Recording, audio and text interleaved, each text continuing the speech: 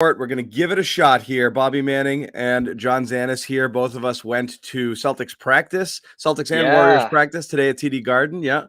John on the ground.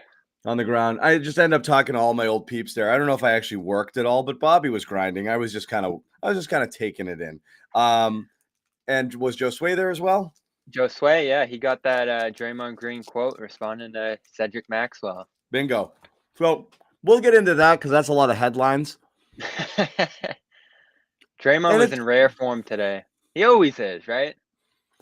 We'll get into Draymond. Let's start with the Celtics a little bit and just kind of observations today from what you saw, and what you heard. You talked to the people. And again, we're 1-1. We're heading in here. Each team has things to feel good about itself. Each team has things to feel bad about themselves. Naturally, the Warriors, having won in resounding fashion in Game 2, might think they've solved the Celtics puzzle, but we've seen throughout this postseason it's one-on, one-off with these guys, and it kind of has been the whole way through. And so there's no reason to expect as bad a performance as we got from the Celtics in Game 1, in Game 2. But again, we don't know. It's a different opponent. We're not quite sure how this is going to go. So just your thoughts here, talking to the Celtics, their general vibe. We'll go through some news and notes. We'll bring in we'll definitely talk about the Draymond stuff because that was fun, but we'll hold that till a little bit later. But let's just kind of start with like a Celtics report. What do we have going on? Yeah, it definitely feels like lineup rotation changes are in the works here. Ime telling me that they're going through everything, assessing everything. Said that the goal of the first two games was to shave down Al's minutes after a long two series and keep Rob's minutes low. So I think you kind of know where that's going. I don't think we'll see much Daniel Tice the rest of the way in this series, in favor of probably some lineups that feature Grant Williams at the center spot, which we haven't seen much this year, but could work in this series for minor stretches. And then I like three guard lineups in this series. I thought it took Ime a little too long to get there in Game 2 in that third quarter before things really just went off the rails there. Rob exited about 4 minutes into that quarter. You didn't see him again the rest of the way. And then later in the quarter, they finally got Tice off the court, but it was too late at that point. I believe they had Pritchard, Tice out there for that run that was just devastating there late in the third. And that unit comes out of that game with a 178 defensive rating. So I don't see what the upshot is. I'm on your team now, John, on the Tice thing. I don't see what the upshot is to playing him here, even bridging the Al and Rob minutes. You can just go small in this You series, just go can't you? small. It's better to go small. You against a team like Golden State, you gain literally nothing by having Tice out there. I can understand in some circumstances when other teams play multiple bigs and you just can't go small because you'll get eaten up. But the reality is he's not doing great on the boards. He's really not great defensively. People are jumping up and over him. He's really not able to contest at the rim at all. And he's just horrible in the pick and roll, defense right now. And against a team like the Warriors, just dropping off of shooters is just terrible. So it's just nothing about Tice's game works here. If he was knocking down threes at a 37% clip and you had somebody who could stretch things a little bit, or, when they had him last year, a couple years ago, he was a little bit of a roll threat. He could get up and he could throw it down. Definitely seemed a little bit more springy. Just this version of Tice is just, again, we don't need to kick a guy when he's down, but this is a particularly tough matchup. And you're right. I don't care who's out there for Golden State. I'd rather substitute any Celtic in there for Tice right now, and that includes Nesmith. I just don't see the point. Yeah, and I understand the thinking. You want to assert your style on the game and have it lean in that direction. And I think Ime's probably a little scared of allowing the Warriors to jump into their small lineup, which can be devastating offensively. And we haven't seen a lot of it just because of how tough Poole has had a time matching up with the Celtics and Clay's minute crunch here. And the Warriors are kind of in a flux too right now. I'd say even more so than the Celtics. They're searching. They're trying a bunch of different stuff. Bielitsa, Peyton. They've been all over the place rotation-wise, but it did feel like they found something with Otto Porter, Peyton, and the starters with Green at center.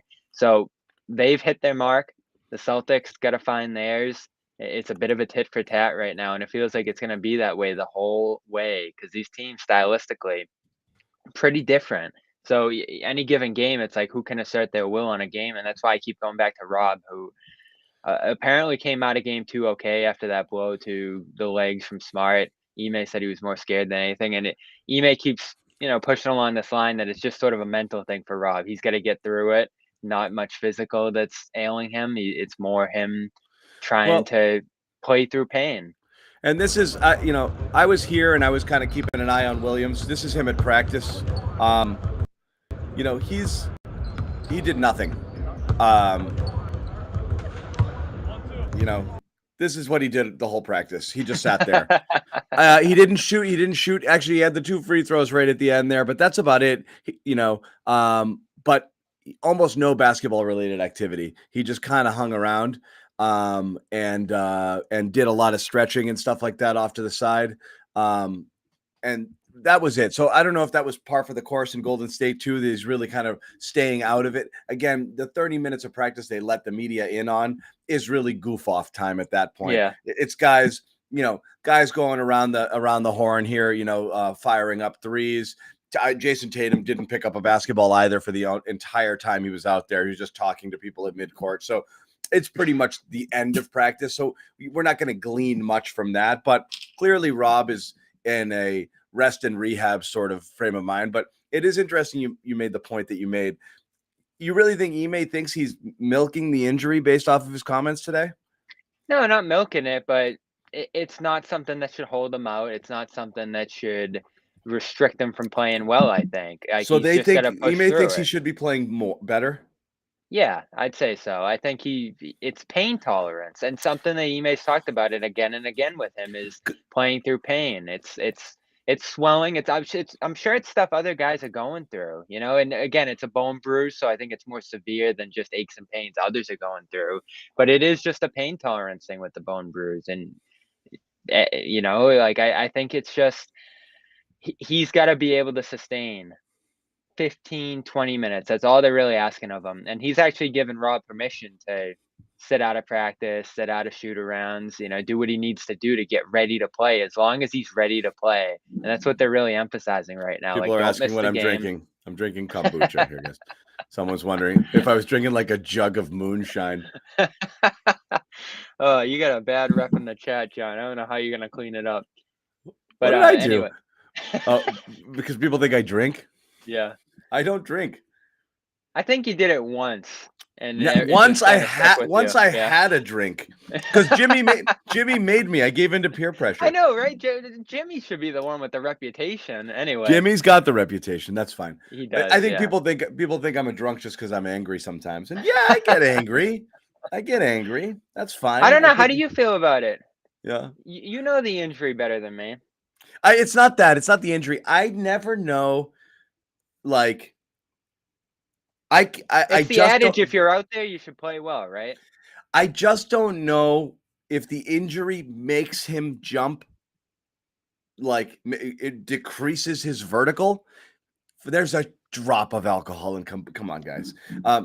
If the injury makes him like not jump as high, or if he's not jumping as high because each time he does it, he feels like, ah. So is he just trying to minimize pain so he feels next to none? And if so, yeah, rub some dirt on it, suck it up and go. But if it's so painful that each step, he feels something and he just knows like, this is going to hurt. Yeah. I think that's in his head, when you're going to take that step, there's going to be a little discomfort there. So you take it more gingerly because you're trying to minimize it. And if you're doing that, you're just not moving. You just can't play.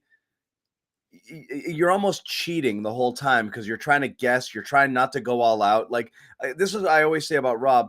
Rob at anything short of 100% is 50% the player that he is. Like Rob at 90% is 50% as effective. He really needs all of it because that freakish athleticism, his ability to recover, his ability to close out, his ability to help and come out of nowhere and just erase people at the rim, that only comes with the explosiveness that he has athletically. Like if he's not doing that, he's just getting chumped like all over the place. He's late. He's not getting up. He's not contesting. He's not grabbing boards. He's not closing out, and he's getting abused on the perimeter because he's just kind of has to play, 6, 7 feet off people, and he's just, there's just nothing he can do. They got to find a way. He's got to find a way to get to play through the pain and try to be explosive even in small spurts. I would rather 8 to 10 minutes of the best version of Rob than 16, 18, 20 of him trying to maintain it and stay in the game. Yeah, and he's capable of it right now. We've seen it. Game 1, 4 blocks, the turn at the rim. Go for as hard as you can when you go. The second you feel you're going to half-ass it, come out, But like maybe you play him in 4-minute spurts and then he just goes balls out for those 4. Well, you suggested bringing him off the bench. Well, I still think it. I still think it doesn't make sense to me, especially after watching Curry go off for 21. Derek White, I think, is the best person to put on Curry just based off of how he's able to fight through screens and he's so quick in his recovery. I think he's done the best job on him so far. He's more, again, no disrespect to Marcus, and this is what we said a couple of years ago. Like Curry's not the type of guy that Marcus typically matches up with. He talked about it today, how physically and mentally taxing it is because you really can't give him a sliver of daylight. It's difficult. Marcus wants to be able to get physical with people. It's a different style of guy. Curry's just zipping all over the place, and if you're not perfect on him, he's gonna make you pay. White's done a better job on Curry, I think, than Smart. I don't have numbers in front of me. I'm sure someone's gonna pull him out here and say wrong.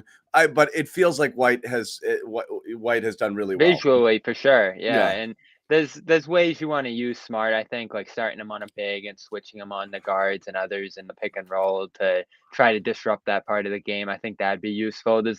There's some defensive holdover I think that would be useful for the Celtics having those guys out on the floor together more often, I think. And so that's the thing is, and that's what I wanted to point out is I know people say always doesn't matter who starts, it matters who plays together the most or who finishes, but you're limiting your opportunity to have your best 5 out there when you don't start them. That's why I wouldn't say obsess over starting 5s, but that's why I think a lot of people do obsess over it. And it's such a big deal because you're starting 2 halves with them and you're closing and you're probably spending the majority of the fourth quarter with this 5. So that these are really important times, like look at what's happened to them back-to-back third quarters. Are you going to roll out that Rob lineup twice and risk him not being effective and the third quarter getting away from you for a third straight game? It seems asinine. So I don't understand. In the Miami series, they came out of halftime with Grant over with Grant Rob a few times. With Grant a couple of times. So it makes and that was an adjustment because I think they rolled it out there. With Rob, it's almost like a pitcher out of the bullpen. He comes out, throws a few pitches, and you're like, he doesn't have it tonight, and you get somebody else warmed up. Like, I just don't think you have that luxury. I think you bring him in off the bench and you play single big most of the time and just kind of play a smaller lineup in there. Work Pritchard in a little bit more. I'm not terrified of Nesmith if you had to. I don't think Pritchard's played enough. I don't think Pritchard's played enough at all because you do need shooting. And so I would play those lineups. I would have no problem with the Grant Pritchard Rob second unit with the, 2 of the starters out there. I think that's fine. It feels like Tice has more trust right now than Pritchard. And Ime has talked up Pritchard throughout the year. I don't think he's actually walk the walk when it comes to trusting him and putting him in positions to succeed, even with the ball handling. I mean, isn't he a guy who's capable of helping quell this turnover issue they have? You put 3 guards on the floor with Tatum and Brown being one of them.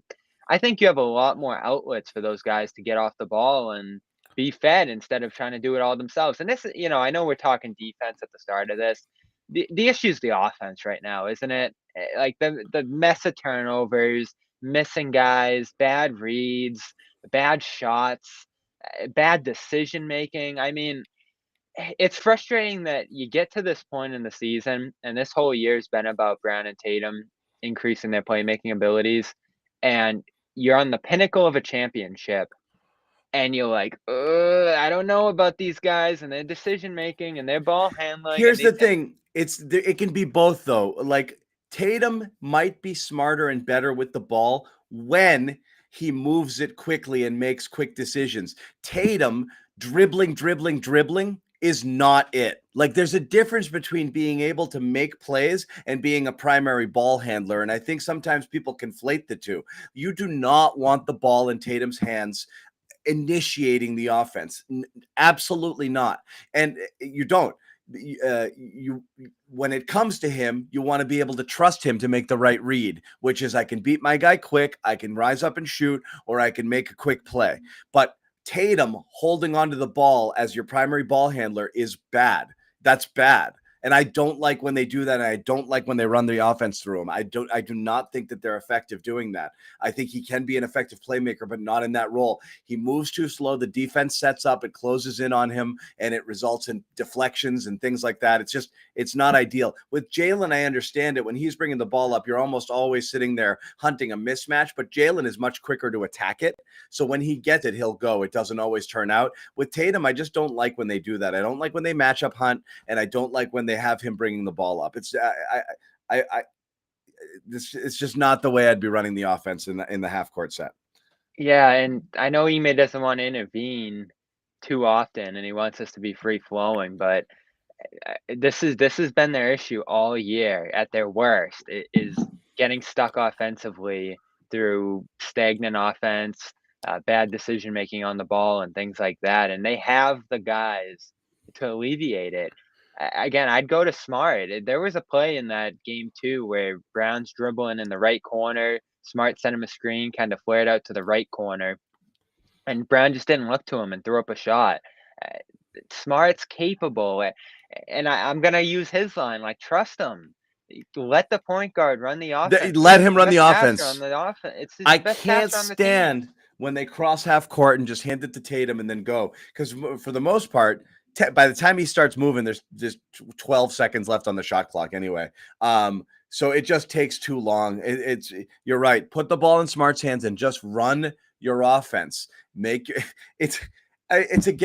saying stuff that you would say to an 8th grade team. That's what's so ridiculously This is stuff frustrating. we were saying when they were in the bad portion of their season. It was like, oh, why aren't guys moving? Why aren't guys getting off the ball? Move without the ball. Don't turn it over. Don't play ISO. Don't have everybody standing around.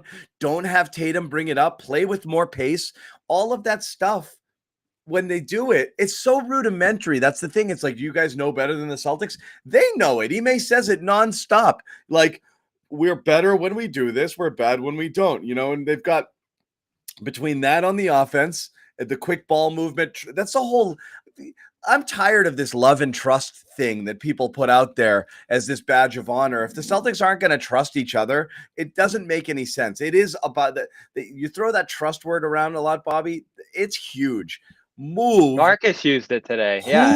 So who is not trusting people right now? Are Brown and Tatum not trusting people and it's the ball stopping with them? Is it a trust issue, or are they putting pressure on themselves because they feel like, as the top players, I have to do things and it's got to be me? And as a result, they're forcing the issue. And again, I know Tatum had the 28 last game, and people will be like, he was actually pretty good. I thought he was awful. I didn't like anything that he did on offense. I think some shots fell. It was the opposite opposite of his game one. Yeah, I didn't like shots, and he wasn't making good decisions with the ball in his hands. And you almost wonder where he's at mentally right now. They've thrown tough defense at him.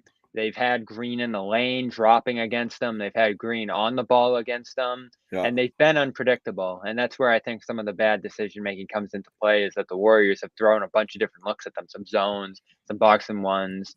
And you hear Tatum talking today and throughout the series really about the expectations laid upon him. And he almost seems frustrated by the reactions to his games. Like game one, he didn't score enough. So is he looking in game two to be more of a scorer and set the tone with the ball in his hands, putting it in the net, rather than doing what I thought was perfectly fine in game one? I didn't think there should have been a single criticism of his game one. That was perfect. Who? 3 for 17, Tatum. You win. No, it's not. It's not 13 perfect. assists. It's not perfect. He missed a ton of open shots. So it's not perfect. I mean, but that happens. His approach was right. So do you change the approach in game two because everyone's looking saying, I will agree. Yes, you're right. Because even in game two, some shots fell, but some of those were contested threes. And then the rest of the time, he just spent he spent foul hunting. He just too many times going to the basket with really taking a shot. The degree of difficulty was so high that really all you could hope for was a whistle. I didn't like a lot of that stuff.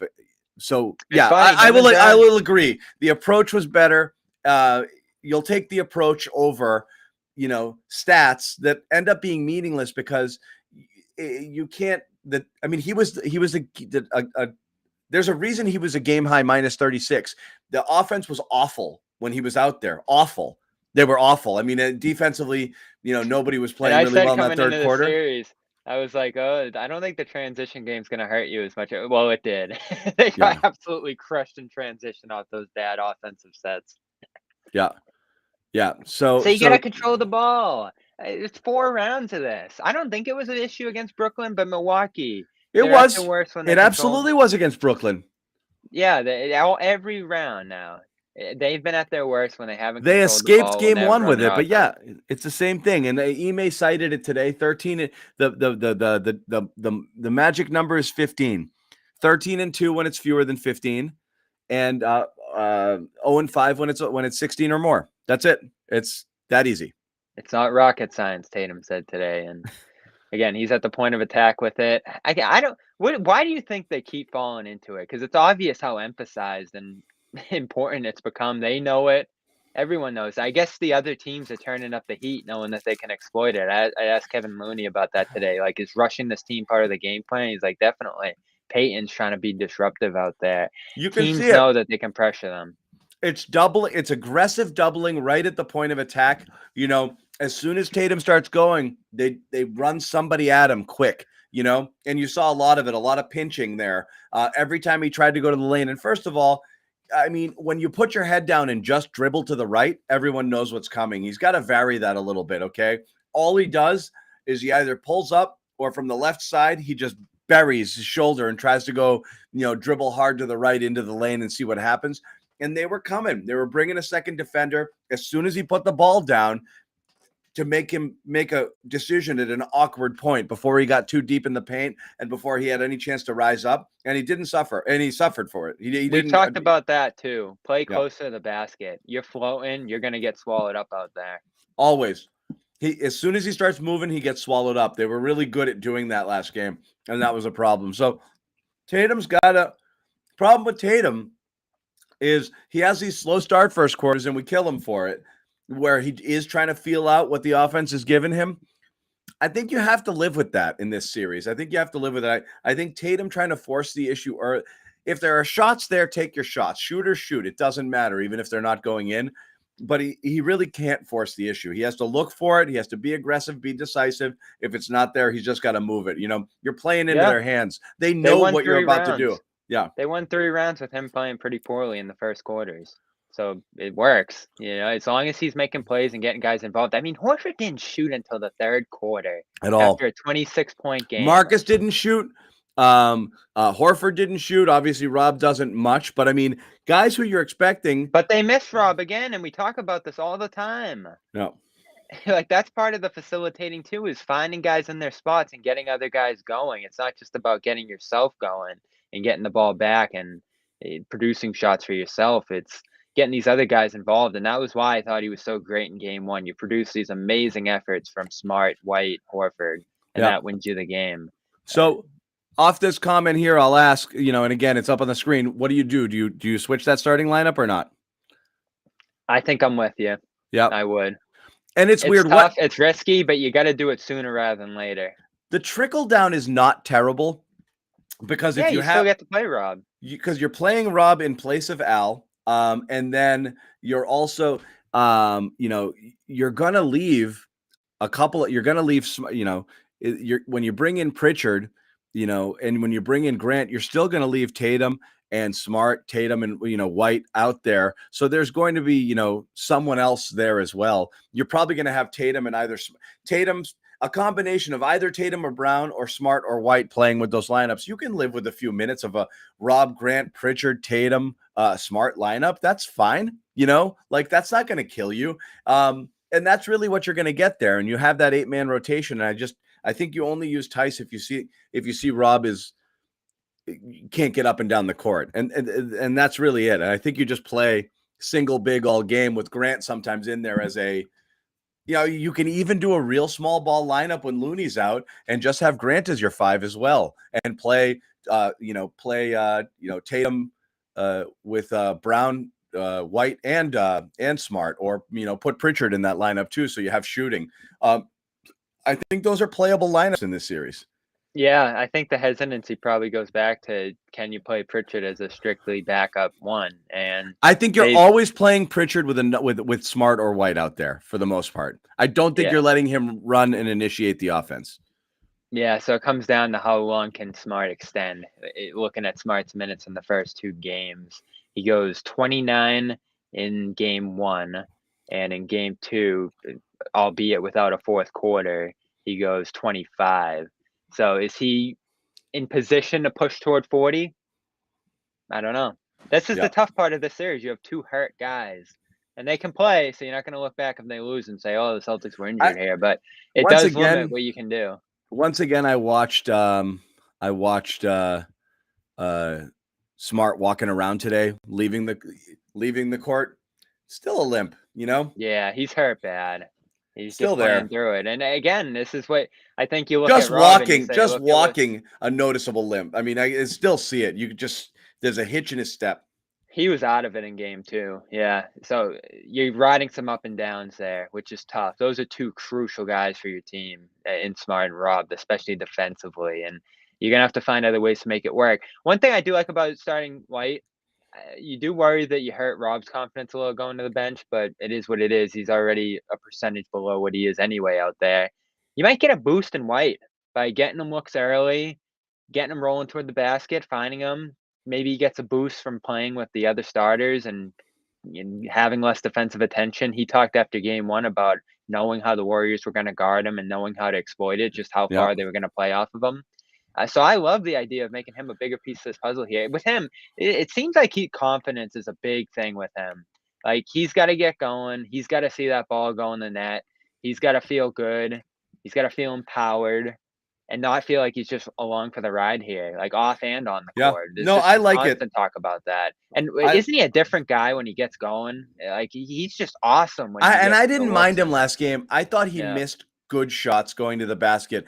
Those little floaters and those mid-range in the lane. I think he got where he wanted to go. I thought he was fine. I know the final splits at 4 of 13 were fine. A couple of those things rimmed out. I thought he actually played an overall good game, and I liked what he did on offense. Especially the stuff on Steph. Yeah. I liked what he did on offense, and I love him on Steph. If your favorite and mine, Mirren Fader, wrote a profile on Derek White today for Ringer. Mirren is a guest of Bobby Manning's Dome Theory podcast. She's also she's been on A-List with Sherrod and a guest speaker at my class at Emerson. They loved her. They loved Mirren. So check out her work over there at the Ringer for a good profile on Derek White. We're going to get into the Draymond Green, Cedric Maxwell stuff, which was fun and interesting and lively. And who knew that what Cedric said was going to spin off into whatever it became. This big story that Draymond Green addressed. First off, I do want to tell people, and again, I'm saying in advance for those of you who have supported or will support or are considering supporting our sponsors, please do. It means the world to us. If this is the type of thing that you think you'd be interested in, check it out. All of us did. HelloFresh and multiple members of the Garden Report, myself, Sherrod, signed up for it. I ate it tonight, and I'm not lying about that. So this is great stuff for those who haven't tried it. Restaurant quality meals delivered right to your doorstep. HelloFresh, one of the Garden Report sponsors throughout the playoffs here. So again, just check it out. It's much cheaper than dining at a restaurant, but you're getting restaurant quality food. Prepackaged, prepared, sent to you, and all you've got to do is cook it. It cuts all of the time. It cuts the shopping. It cuts searching for the recipes online or whatever. And running back, like you said, sometimes you're just missing that one thing. I always are missing one thing, and I'm always heading out. So it does all of it. It's all there for you. It knows how to diversify your dinner menu, seasonal recipes, great spring, and now we're entering summer recipes, cool stuff like sweet heat shrimp tempura bowls, garden spinach ricotta ravioli, which is what I had tonight, one pot creamy lemon dill chicken soup. Really, really, really good stuff.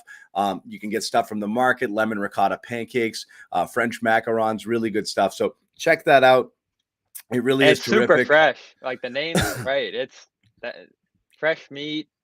Fresh Ready meat. to roll. I didn't On cook a ice. couple of things and I froze it because it's really good, high quality meat that they send to you. I ended up not making that meatloaf that you guys made, but please check it out. Go to HelloFresh.com/playoff16. Use the code playoff16 for up to 16 free meals and 3 free gifts. Once again, HelloFresh.com/playoff16. Why 16, Bobby?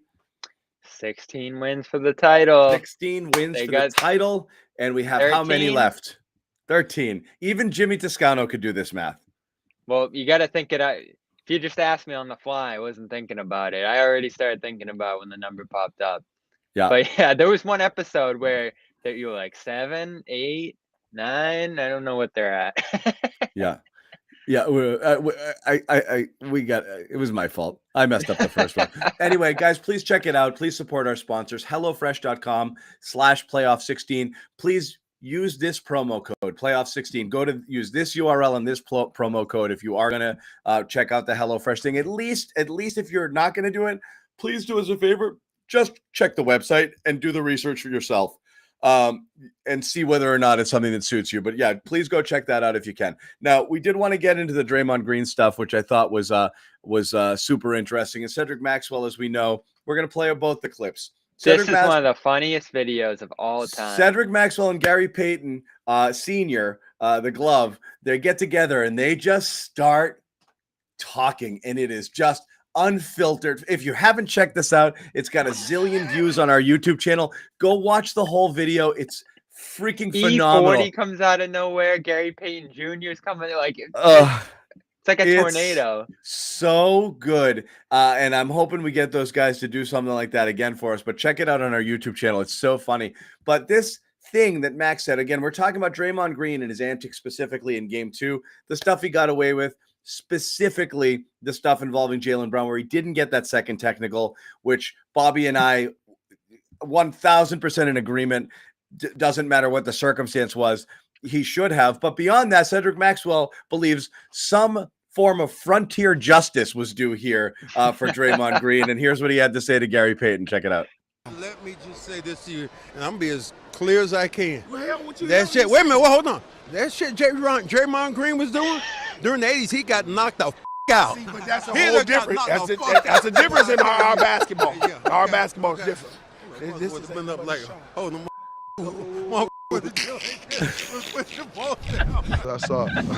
I saw what Cedric Maxwell said.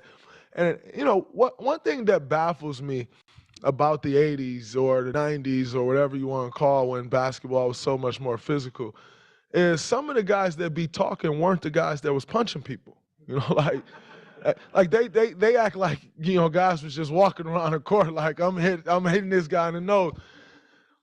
There were a few guys back then that would lay you out, that would knock you out, that would foul you and get thrown out the game. Bill Laimbeer, Rick Mahorn.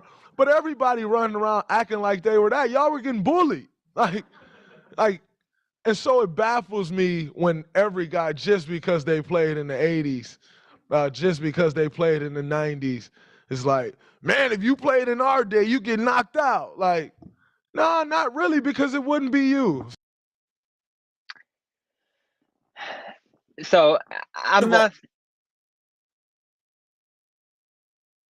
Go on mute, John. Let me tell you one thing, because everyone flipped out about this Draymond thing, like, oh, he's right.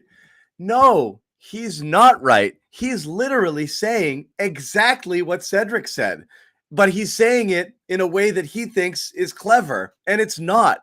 Cedric Maxwell and people and Gary Payton are not saying they would knock you out. They're saying, in my day, if I did what you're doing now, someone like Rick Mahorn would have punched me in the mouth. I don't know how Draymond doesn't get it. I don't know how everybody who was like, oh, he's so right.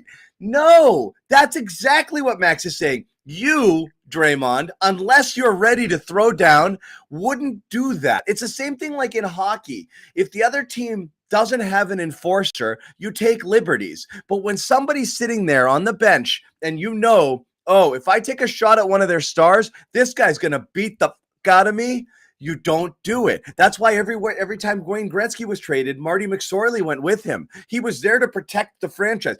So the absence of these guys in today's NBA is one of the reasons a guy like Draymond gets to, pull people, try to pants people, I think Perk made the last enforcing move, decking Jay Crowder in that series in 2015. That was the last one in NBA history.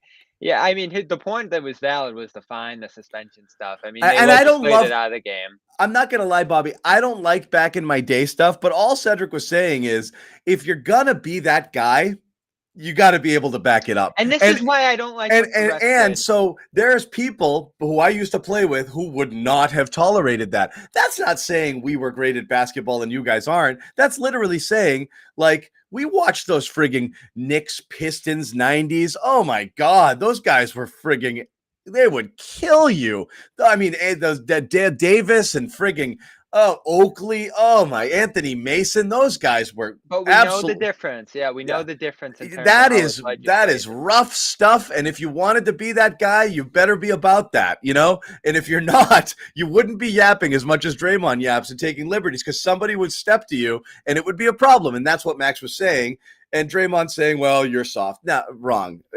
Wrong answer. But anyway, the bigger question is what happens with Draymond, both in terms of whether the Celtics – well, did you want to respond to Draymond's comments? You don't – yeah, this is why I thought the way the refs handled it was so unacceptable because you can't respond. There's no way for the Celtics to answer what he was doing. He can say, get tough. You're going to get technicals on your own end. You're going to get thrown out of the game in your own end. This is why Al, Grant, those guys couldn't do anything about it. Jalen went as far as you possibly could, I think, in terms of responding to it. So it's on the refs to stop it. And they basically gave him a free pass to do anything he wanted all game. And it put the Celtics at a huge disadvantage in terms of how they could respond and what he was able to inflict upon them. Again, I don't need fighting in the NBA. I don't need the old style stuff. It's awful and ugly. Yeah. So don't allow Green to do what he's doing. That's the point. That's the point is at the end of the day, you're going to have zero tolerance with certain players like Tate. Here's what I don't get. Okay. Jason Tatum has gotten technicals for what? Throwing his hands in the air. Yeah. Like this because you're showing up a ref.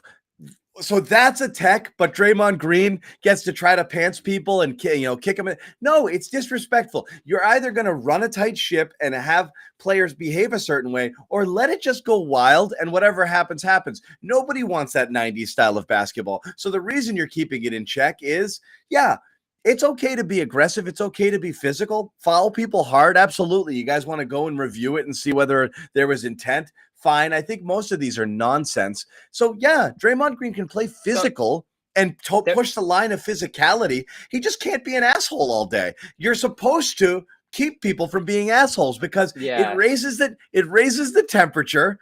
It instigates other things. And then you let Draymond get away with 4 things, but then what the other team's guy does one thing and they both get whacked the same. And that's just not fair. So it just either do it or don't. That you can't be making up rules as you go. Yeah, the rule in that circumstance is a double tech, and you're it's out. So that's easy. Why there's a first tech. That's why the first one, and that's why when you have a first one, you're extra careful. Can't do it again. It's like having 5 fouls, and again, I understand sometimes you do think like, okay, they didn't want to give him the 6th foul on that, and that comes into play too. But again, it's almost a mentality of having 5 fouls and thinking you can go out there and just hack away because they'll never call it on me. They don't have the balls to throw me out of this game. What happened. And that's what happens in this game. But with technicals, they'll never do it. So again, you're just rewriting rules for a guy and let him dictate and do whatever he wants to do. And it does have an impact on the game. So how does it work in game? Well, first, 3? One more thing on that. Jeff Van Gundy and Zach Lowe had an interesting exchange on Lowe's show. Lowe saying he didn't really even care too much about this discussion because it's obvious how they're going to treat Draymond. And he said, well, why doesn't Tatum respond? They're not going to throw Tatum out of the game. He thinks Tatum would get the same leeway if he clapped back. And Jeff goes, well, that's not who Tatum is. He's not going to do that. And Jeff's point, which I thought was a good one, is that the mild-mannered guys, the easygoing ones, they get killed by the way this is legislated. Yeah. Like, of course, Tatum's going to get leeway if he does that, but he's not going to do that. And do you really want this series to be about whether Jason or Jalen are going to confront Green and rough him up? And it's got to be basketball that's going to win the Celtics this series. And that's why I feel like the route that they're going to go is ignoring it, going past it, not getting involved. And maybe one of the role guys who's about it, like Smart, like Grant, who I was stunned Grant didn't respond and raise the temperature on that and clap back in his own way. He was pretty mild-mannered about it too. Like the whole team took a pretty ambivalent approach about it, beside Brown. And I thought Brown made the response that was necessary. And again, and that's what bugs me too. And this stuff, you talk about trust and all of that. That's something else I'd like to see. Is a collective attitude toward how to respond to him. That's the point, is you don't have to be Jason Tatum, like going in there and acting like a tough guy when you're not. But and again, I'll keep using hockey because I think hockey's comparable when it comes to this sort of stuff. Yes, there's more physicality. People are asked to answer the bell and actually fight people. You're never going to compare the two sports. But what you really want is if a guy, takes a late run at your goalie or whacks at him a little bit after the whistle, you want 5 guys in on it. You want to see a response. You're usually not going to get a penalty for those sort of things, but you want to see 5 guys come together saying, I'm standing up for this guy. One of your guys gets hit, you want to see 3-4 guys go after the guy who hit him and let them know that it's not happening. So collective response, I would have loved 5 people to get up and go right at Draymond and just let him know that stuff does not fly. And that's the collective response where you now feel like everyone's got my back here, and so you do want to see it. So I do think in that regard, you want to answer it. You can't ignore it if the refs are going to ignore it. Yeah. You either, if the refs call it, you let him. There's 2 ways to deal with it. If the refs aren't calling it, you have to respond. If the refs are going to call it, you just instigate the crap out of him. You needle him and you tweak him and you do stuff that's going to drive him crazy and make him snap. Point, right? Yeah. So flip it on him. It's like Sun Tzu, Art of War. If a guy is of choleric temper, irritate him. So don't let him irritate you. Irritate him. Try to get under his skin. And I know you think that's a losing proposition with a guy like Green, but you can do it, make him snap. The Brown situation was almost the perfect response, right? And it should have ended with Green's ejection. Brown should have gotten a tech there too. But the way that should have played out is Brown doesn't do anything to that point. He picks up a tech with his response, but Green had done so much nonsense in the first half that getting into a scuffle there and the Celtics responding as Brown did should have been the appropriate outcome to how Green was handling the game at that point. You just put the trust in the refs and they didn't cash out there. You hope that they'll pay more attention to it the next time around. But that's the point, or Zach's point rather, is that if you respond, you'll get some leeway too. And Brown obviously did that, not getting a tech in his own right. But in the first situation where Grant's getting into it with him, they gave a tech to Green and not Grant. So Grant in that spot did the right thing, kind of getting into it. He's like, whatever, man. I'm holding my – and I'll tell you this, Grant is the perfect guy to do it because he's so annoying. His own teammates want to punch him. Imagine what people on the other team think. Grant can drive you crazy because he just yaps and yaps and yaps and yaps and yaps. He's the perfect guy to sit there. I would just have him whispering in Green's ear all friggin' day, because – I wish he did a little more, but Green did get him good with the "you want to be me" line. That's tough to respond to. Yeah, whatever. I mean, just because he did flip something Grant actually talked about on him. Not exactly what Grant meant or said when he was talking about that, but it was pretty good trash talk. And Green explained that today too, saying that he didn't just pull that out of midair. Grant was talking to him, and that was his response to what Grant was saying to him. This is great theater. You need a guy like Green in this No, series. it's great. It's great. I say this all the time, Bobby. Villains to me make make things fun. I Think of how the Garden's going to respond to him tomorrow. It's great. You need villains. You need them. It makes it so much better experience because it sucks having Steph as the villain on the other side because everybody loves him. He's impossible to hate. So Green has added the needed spice to this series. Maybe that wakes the Celtics up. We'll see. But whatever it is, you don't want to play into his hands. You don't want to let him get into your head, and you just got to play a ton smarter, than that. So than they did last game. You can't let him excel either. There are a lot of times they drove right at him. Isn't that the point? He was, we're talking a lot about the antics. He was phenomenal basketball wise. Brilliant game. Everywhere defensively, high intensity. In on guys, knowing the matchups, rushing the Celtics. He played the perfect defensive game you could possibly imagine. And that's why the Celtics lost as much as it was the antics, probably more so than the antics. Yeah. They weren't ready for what he was going to do defensively. And, you talk about smart games.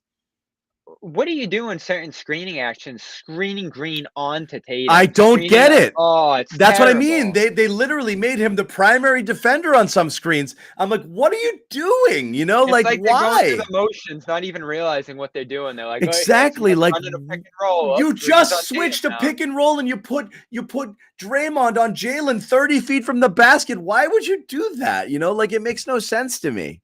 Yeah, then this is isn't it amazing this offense was number 1 for as long as it was at the end of the year there because they just have so many bad habits, so many lapses, and really a lot of times they don't have a captain to the ship.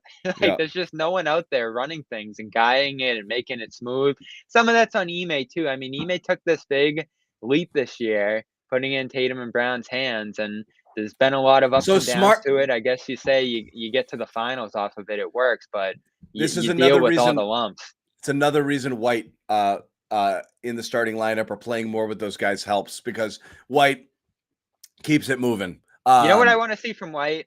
When Brown's in trouble, when Tatum's in trouble, White should run right to the ball. Go get the ball. Give it to me and go somewhere else. Yeah. Because, the defense is playing way up. He can get it, dive right downhill. All of a sudden, there's backline options as an advantage. And this is how Ime wants to play. You hear about him all the time, playing the numbers on the back end, playing with the advantage on the second level of the action. And a lot of times the Celtics can't get there, which is frustrating. Yep, no doubt about it. So someone had asked keys to the game. I feel like we already went over that, but obviously don't turn it over and just more movement on offense. Again, you just can't stagnate the way they did. But what else do you think is important? And again, both Bobby and I seem to advocate possibly changing up the lineup. I don't believe Ime will, but I do think they have to kind of go to that multiple guard lineup and play small more of this game, even if they end up starting to run. Even if you don't change the lineup, you got to tweak the rotations as it goes through. There's an argument to starting off good with that double big unit and piling up the stops early. And they have started good in the second game at this point. I thought there was a really strong start to that game. The first game was just completely screwing up the Curry assignment, which is still kind of unbelievable that they did that. But as far as keys here, I think you still got to stay attached to all of these guys defensively, and you have played good defense for the brunt of the series. I think you've taken Poole out of the series, made it really tough to play him. You've taken Clay out of the series. He's just been a non-factor.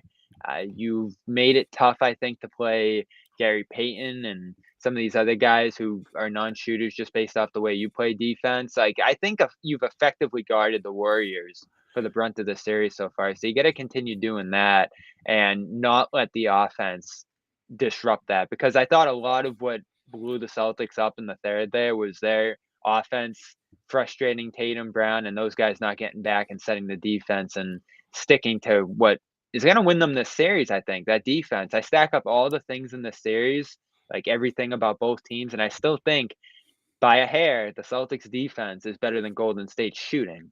That was one of the questions we asked in our preview show. What's the bigger, and I think that's proven right.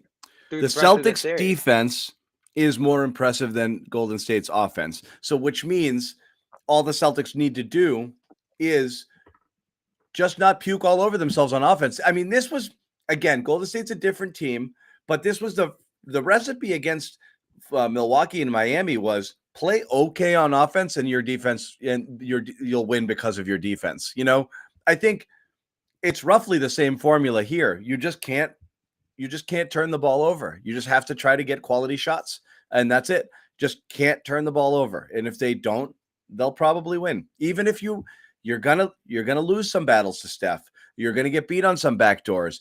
I understand sometimes there'll be offensive rebounds too when everybody's scrambling around trying to defend the perimeter and people aren't set under the basket. They're gonna get beat on some of those. That's gonna happen. You're gonna have to take some of those lumps, but your defense is keeping you in it no matter what. Yeah, and the other key is Tatum. How many times have we said this year he just needs to play better? You're still looking at Golden State going off and scoring 107. That's it. Okay? Yeah, your half-court defense is incredible. All 33. They went off and scored 107. And 33 of that's in transition. And 108 the previous, and they're scoring a ton of that off of turnovers. So your half court is going to be able to defend this team, even though they're going to get you from time to time. They're a good team. That's going to happen. But they are not running you off the court by any means. It happens in waves and little blitzes, but it's not going to happen sustained for a game. You beat this team just by keeping your composure. And those waves are all Curry. No one else has hurt you, have they? Yeah, every once in a while, Poole knocked down a big one where they got it down to 6 last game, and what's his name?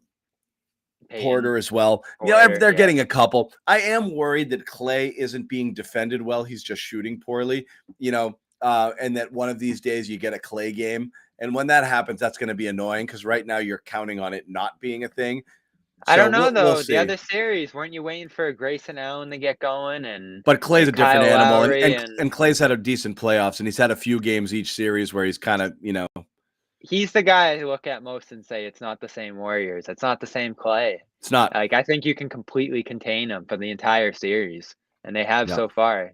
And I agree with you. He's gotten open looks, but they've been mid-rangers. He's got to get into that free throw line area, it feels like, to get his confidence, which just isn't the guy he was in the past. Yep.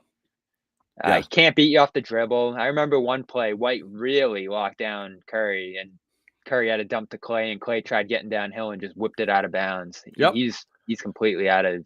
He isn't, but he had a layup on a bat on a kind of over aggressive closeout by Jaylen Brown. He just let him walk right by. He actually had 2 of those during that stretch, which was pretty annoying. They overplayed him a little bit, and that's always a risk there when you're flying out at the shooters like you have to against Golden State. But anyway, it should be interesting. We wanted to fill some time and talk to you about. The game before tomorrow. We'll have a full house at the Garden. Bobby's there. I'm there. Joe Sway's there. Sherrod is there. So we will be, bringing you a lot of live coverage. So make sure, again, check out CLNS Media for everything Bobby Manning is publishing on the game. Check out our YouTube channels. An insane array, just barrage of content on a daily basis, from the interviews, segments on the court, podcasts, a ton of stuff. Almost all of our podcasts in our network right now are going daily, so you can get Cedric Maxwell, Sherrod Blakely, Brian Robb, Celtics Beat. Bobby did a live Dome Theory today, I believe. Joe Sway. All of these guys are putting out content, so just tons and tons and tons of basketball stuff. The conversation continues always on CLNS Media, so you can always find what you're looking for. But that's it. We're going. Last game I went to, buzzer beater. 9 o'clock tomorrow, isn't that 9:07 tip off? We're gonna. I'm taking a nap at halftime. You guys might have to tell me what happened at No, I'm just kidding. Yeah, no, it's great. It's gonna be great. Yeah, the crowd's gonna be insane. The atmosphere in there is gonna be ridiculous. Golden State, I don't know. I always heard it, and it's not Oracle. Did it feel front running? The atmosphere there was a little casual. I felt like. It wasn't the overwhelming crowd that I thought. Because they've tasted victory. When you do, the hunger isn't there as much. I thought Milwaukee had the best crowd I've seen in the playoffs. I like Milwaukee. We could tell by I like Milwaukee. They were a raucous crowd. But you know what's funny about the opposing crowds, and I've noticed this in every series, The Celtics have these crowds nervous. The way they stick around, the way they pile up Yeah. stops and get teams cold, you can hear these fans like, "Oh my god, like how'd we miss 5 shots in a row?" Game 1, they were really like, wait a second, they just came back. Every run Golden State had, the Celtics could answer, and you could tell they were perplexed. Yeah, these crowds are like on the edge of their seat over how the Celtics are playing their teams. And then of course Brooklyn round 1. That's oh man, nothing. It was like TD Garden South. Yeah. Want to tell everybody again, one more time, please check out HelloFresh if you're interested in restaurant quality meals, ingredients, farm fresh ingredients delivered right to your door, customizable menus, seasonal menus for whatever it is that you're interested in. Types of meal plans, vegetarian, Mediterranean, whatever it is that you want, you can customize your meal plan. If you're interested in doing this, you don't have time to grocery shop, you don't want to spend zillions of dollars. Restaurants are so freaking expensive now. You're talking about saving 72% over a restaurant meal. Here, delivered to your door, eat it at home, easy on you. HelloFresh.com/playoff16. Please go there. Check out the website. Use that URL, HelloFresh.com, playoff16. Use the code playoff16, up to 16 free meals and 3 free gifts. Please help us here at CLNS Media by supporting our sponsors. It allows us to keep bringing this content to you. So if this is something you're interested in, at least check out the website, see whether or not this meal plan is right for you.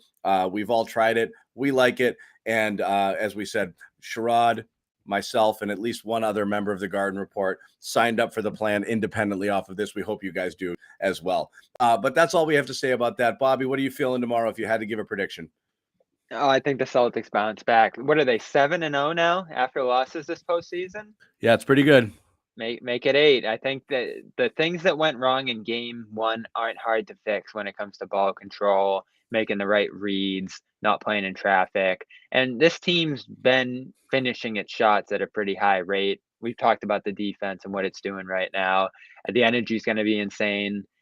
I really like a big Celtics win in game 3, a big response. And they're mad. You can just tell the green stuff irked them.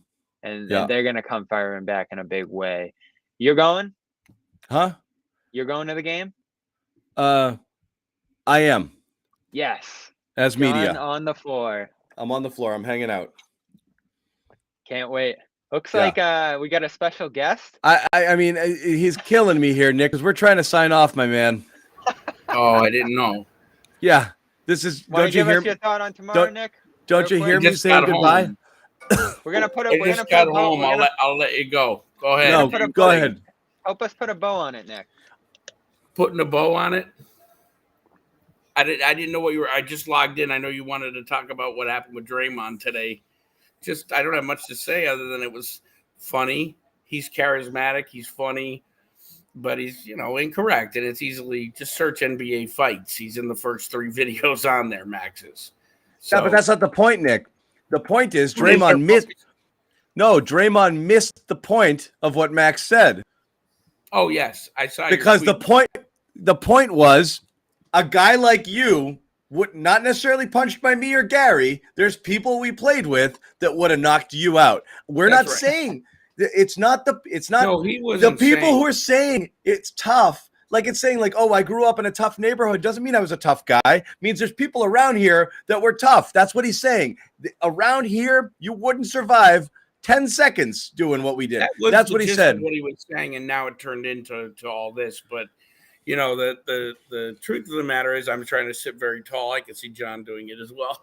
Truth is that he was tough, though, and that everybody is coming to his defense on one side. The other side, obviously, for Draymond, listen. I love this stuff. This is great. Right. For entertainment purposes, we'll play it one more time since Nick arrived. Okay. Oh no! Don't play it again.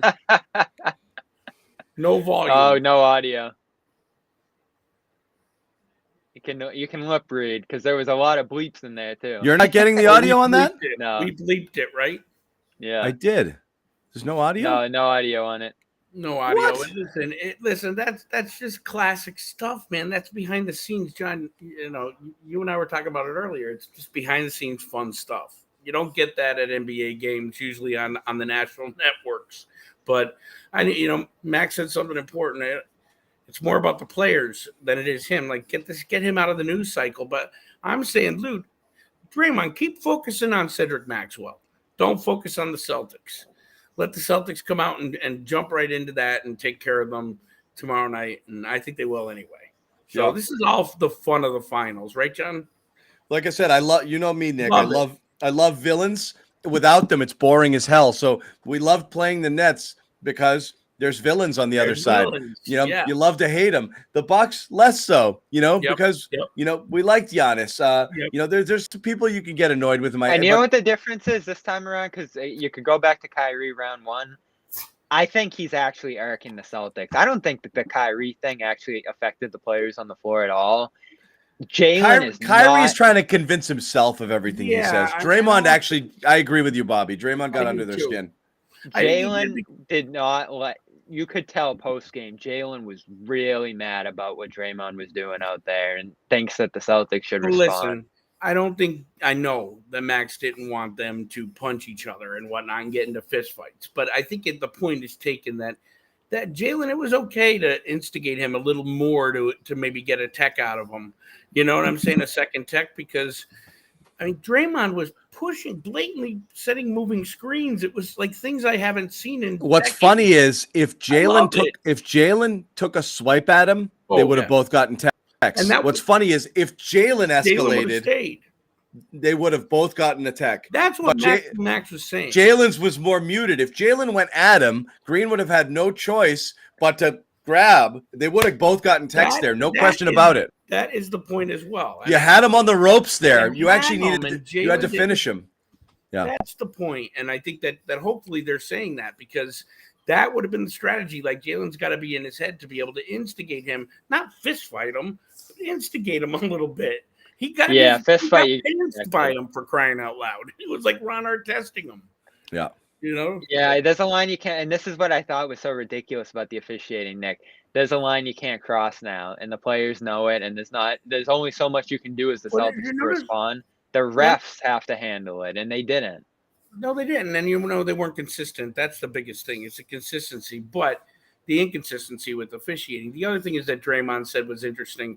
They only got $10,000 fines. Well, everything's relative, Draymond. They were making about $72 billion less than you a year. So $10,000 was a lot of money back then, So there was that part too, where I was like, this just sounds What was Max's punishment for going in the crowd? Nothing. Really? He didn't even get a foul. That's what he said. He said they got $2 fines. He's on fire. If there's nothing less, he's like really holding up the trash talking in all series so far. It's playoffs, and he's been pretty LeBron, like radio silent on Twitter, not saying too much. He's just blasting them on TV. It's been great. Good for Max. Nick, thanks, we've been going over an hour. We'd hate to boot you. We are going to wrap it. I'm going to drop out now, John. All right. No. Hang till the end. We'll say goodbye. It's a rare treat for right. I'm thrilled to be here. That's for them to get Nick on the show. Nick might pop in tomorrow too, while the rest of us set up at the Garden. So you might get six. You might get up to 6 people on the Garden Report. Bear with us if you can. I'll back out early. But we feel good about it, Nick. You're feeling a win tomorrow? I am. I cannot wait to see TD Garden, the crowd. I'm actually going to go down there early just to kind of take in what it's like outside the Garden. I want to see it. I'm going to experience it. And I know since last Thursday, the city, businesses everywhere have their Celtics flags out. It's really fun. So I see a win, yeah. And I think Draymond, the dude can handle pressure. We know that. But I think that TD Garden, we've seen them going back to Boston Garden, ruin careers. So he's going to get an epic wasting tomorrow, I hope. Draymond, I think Draymond is more equipped to be able to handle this stuff than the Celtics are to respond to it. So I do think the best thing they do, this is what he does. It's what he does for a living. You don't want to get into this contest with him. You just have to stand your ground and let the refs handle the rest, but don't let them get in your head. I don't think this has been talked about enough either, because I think everyone nationally, and I'm sure even some people locally, are just caught up in the Warriors allure. I thought it was so telling that he had to go there They were in trouble early. The Celtics were rolling, producing good shots, and all of a sudden you just see him put his chest into Tatum, and you're like, I all think right, at one point they're during the going series, there. Bobby, he was going there anyway. It was gonna happen. Well, he knew he needed to because He they were in needed early. trouble. On their You're own right. home court, they lose game 1 Well, in whatever, embarrassing it worked, and the fashion. Celtics shouldn't have allowed it to happen. No, but I agree with John. they got- But my point is, John, the Celtics are the better team. I've said it from the start. and that's what I think too. Yep. Yeah. I agree. This isn't the Warriors. You should win this series. You can't get caught in the mud because that's where the Warriors are going to try to take it. Surprisingly, because we all think of them as this finesse team. It may sound weird, but like, I'm sorry to interrupt you, but I would take, if I had to pick today, I would pick Jason Tatum or Paul Pierce for my team. Jason Tatum is better in every way, shape, or form at this point in his career, I think. But Paul Pierce's heart and his clutch ability and his ability to lead towards the end of his career, latter parts of his career, I take him because you can't replace that. Never mind Pierce. Wait a minute, I'm getting to my point. This is the time Jason can overcome the people behind him, and those are big shoes. All right, he can overcome for the sake of the series, by taking the lead. I agree. We have to wrap it. I promised my daughter I'd play cards with her before she goes to bed. Tell her I didn't mean to ruin it on her. No. It's fine. Go ahead, Bobby. Close your thought. My last point was Tatum's better than Curry right now, too. Oh, yeah. First team All-NBA, Curry second. Like, that's another thing you have to look at in this series. Just got to play better. Be Tatum, okay? Yeah. Beat Tatum every game. And no more of this, okay? Every time I've had it with this too. If it hurts, sit out. I don't want to see it anymore. I mean, you're never supposed to show weakness. Stop. That's what Max was saying. Like enough. Stop. Yes, great way to just keep it together, guys. This is such a big moment for him. Huge just moment. Stop all of that stuff. Stop. You're fueling them. But he's in his head. He's not going to do it. Don't stop. Just get please. Up and do it. Even if it hurts, stop. You did in game 1. Okay. If it hurts, don't show it. Don't show it. Just have it hurt. Okay. Yes, and fight through it. Fight through it. Anyway, I'm out. Let's wrap it, guys. Thank you, everybody, again. Check us out over CLNS YouTube. If you're just jumping in here for the first time, you haven't subscribed. We are live all the time. We go live after every game. We do it. We've been doing it for years, and we continue on here through the finals. We're going to continue live every night, game night or not game night, bringing a garden report throughout the rest of the finals here, so you can always find us. But you want to follow us on Twitter, go ahead. There's our handles on the screen. Beyond that, Celtics CLNS Twitter, check that out. Check out our YouTube channels, CLNS Media or Celtics All Access, a ton of NBA content. You can find it on those. So go check it out. Game 3 at the Garden, Wednesday night. We'll be right back here after the game, hanging out, talking shop for a long, long time. So please join the stream. Tell your friends about it too. More the merrier. That's it. Good night, guys.